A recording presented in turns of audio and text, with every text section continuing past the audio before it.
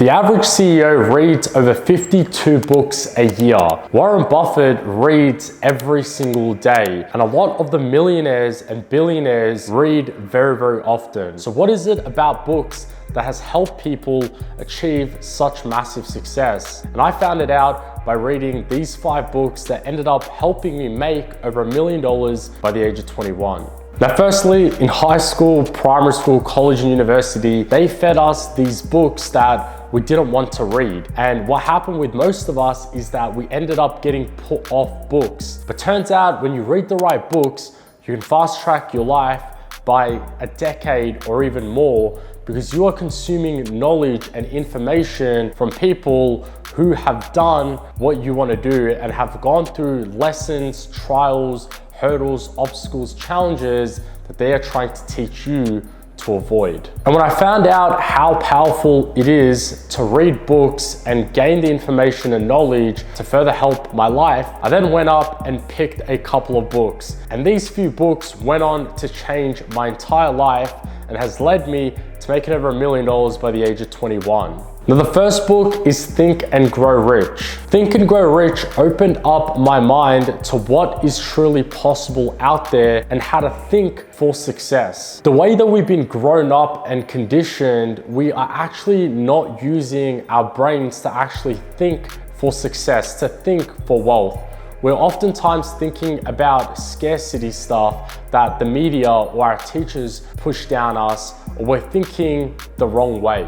So what this book did was open my mind to what is truly possible, and most importantly, how powerful the mind truly is. And here are the 5 key takeaways that I got from that book. The first is that the starting point of all achievements is desire. You need to have a very, very strong desire, a very, very strong why in order to chase and go after what you want to have. If you don't have a strong enough why, then you are going to be complacent, you're going to be lazy, and you're going to procrastinate on what you need to do. The second is that you are the master of your destiny. We are in control of our lives. All of our actions that we have done in the past has led us to the point that we're in right now. So understanding this makes you realize that you are in control of your destiny. You are in control of what the next 5, what the next 10, what the next 15 years of your life looks like. And by understanding that you are the master of your destiny allows you to control things that you would have otherwise put on other people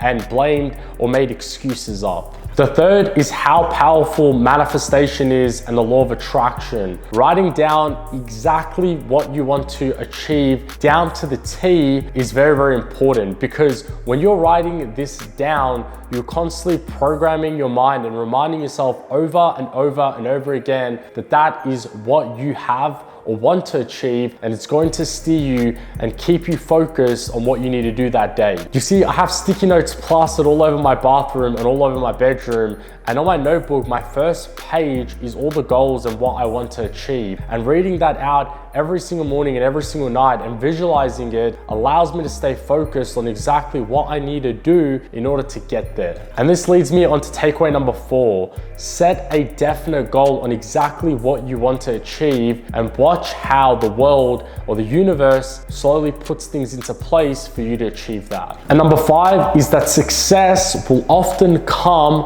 one step before defeat has almost overtaken you. See how we're so close to finding the treasure and we only need to dig a couple of more feet, but we end up giving up. And that is where a lot of people get defeated and fail. But it's those people that push through, that dig a few feet more, that end up seeing the success and the rewards. You see, success doesn't come easy. Remember, nothing worth having comes easy. So always know that it always requires a bit more work than what you thought it would to actually achieve it. The second book is How to Win Friends and Influence People by Dale Carnegie. How to Win Friends and Influence People goes into Number one, how to make people like you. Now, we live in a world where people will do things for people that they like, and you having a great first impression on someone and leaving a good taste to them will allow them to do things for you that they wouldn't do for other people. Think about this. If the restaurant owner really likes you, they are always going to make sure that there is a table available for you if you reach out to them. If a club owner likes you, they're always going to make sure that you get right in rather than having to wait in line. And someone liking you, they will always put you one step ahead than other people. And here's some key takeaways from that book to actually make people like you. Number one, become genuinely interested in the other person. Ask them questions, be very intrigued with their life. People love to talk about themselves more than they like to listen. So make sure that you ask intriguing questions. Make sure that you show that you actually care and that you're actually curious in finding out exactly who they are, what they do, what they like. Number two is make the other person feel important and do it in the right way.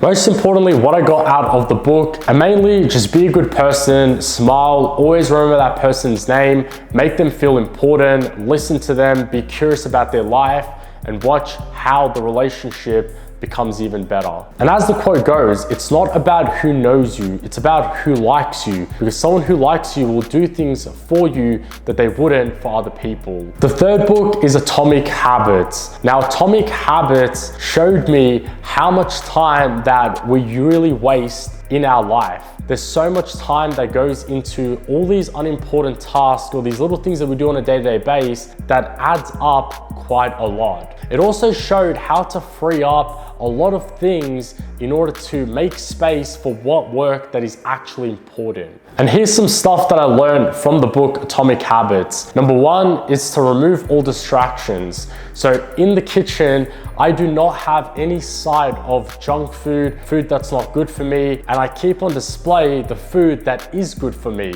right? The water that is good, my vitamins, food that is healthy, and that way there is no way of me falling into the trap of having something that is bad for me. The second is appreciating everything that I get to do on a day-to-day basis. It's so easy to fall complacent or think that what we're doing is so normal, but to a lot of parts of the world, what we're doing is actually a blessing. So I get to wake up, I get to have nice food, I get to go to the gym, I get to do this, I get to do that. But instead we find ourselves falling into the habit of saying, I have to do this or I have to do that. But you change it to I get to, and all of a sudden you start appreciating what you're doing more. Next takeaway is the 1% rule. Becoming 1% better every single day eventually compounds over time.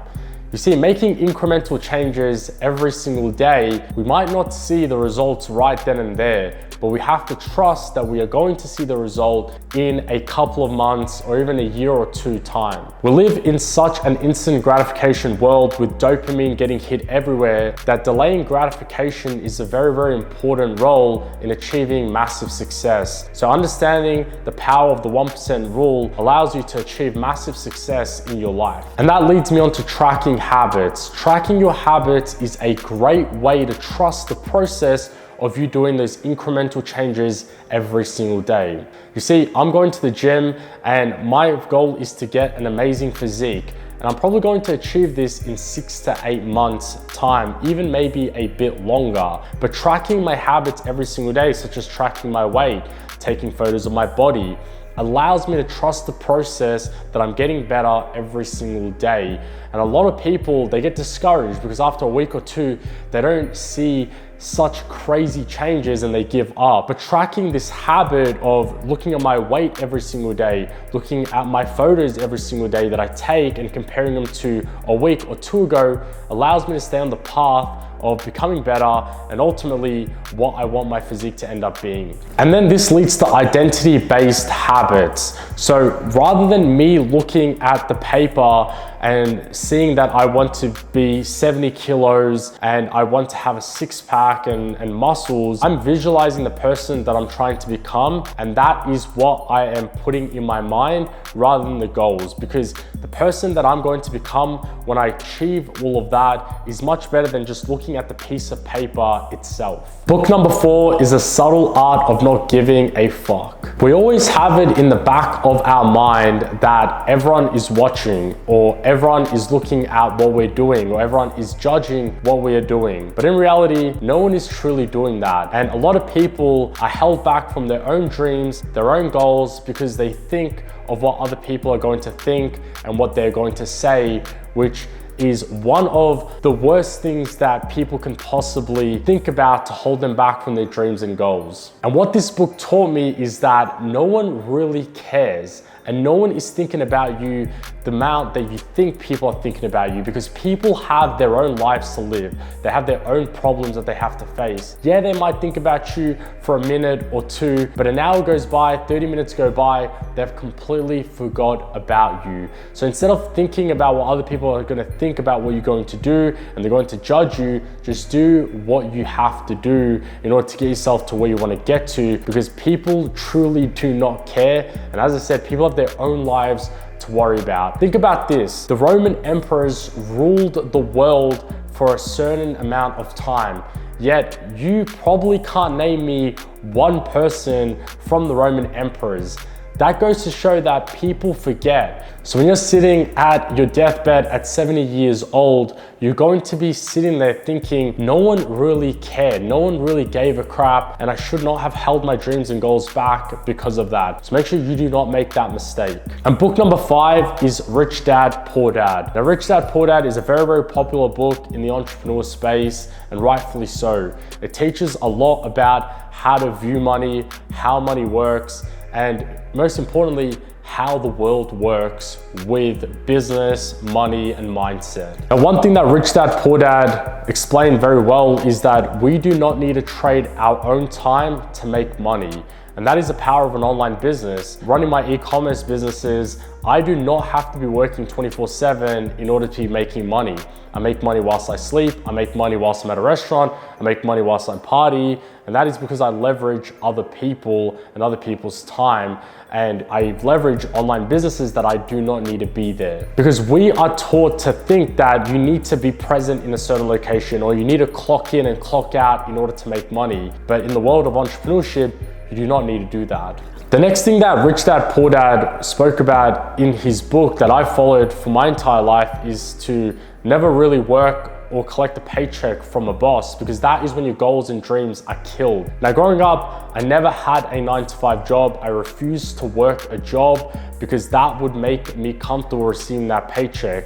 Instead, I did everything that I could to earn my own money, and that opened up my brain and my mind up to figure out how I can make that money. Because the moment that you receive that paycheck from your boss, you are comfortable and you've changed yourself up and you've killed off your goals and dreams. Now, for a lot of you guys, you might need that paycheck to paycheck because you have bills to pay, mortgage to pay, you need food on the table, which is fine, but do not let that paycheck kill your goals and dreams. So, ladies and gentlemen, that is the 5 books that helped me get me to where I am today. If you guys enjoyed the video, make sure to press that subscribe button. Also, hit the like button as well, and comment down below what videos that you guys want to see from me, and I'll make sure I get around to them.